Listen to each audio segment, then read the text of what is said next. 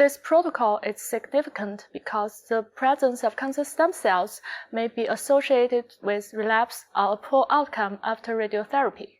Studying the radioresistant cancer stem cells may provide clues to overcome radioresistance.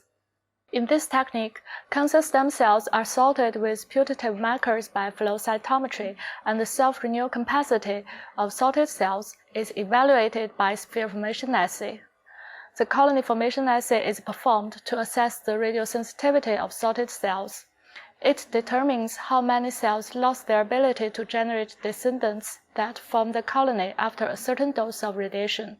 This manuscript provides the initial few steps for the radiosensitivity study of cancer stem cells, which establishes the basis for further mechanism study. Mechanism study may involve protons related to DNA damage repair, clearance of reactive oxygen species, cell cycle arrest, etc.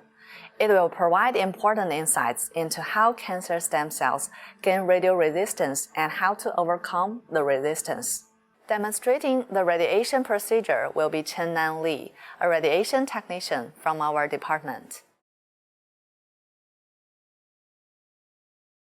To begin this procedure, culture A549 cells in rPMI 1640 medium, supplemented with 10% FBS, in 10 centimeter dishes, at 37 degrees Celsius with 5% carbon dioxide.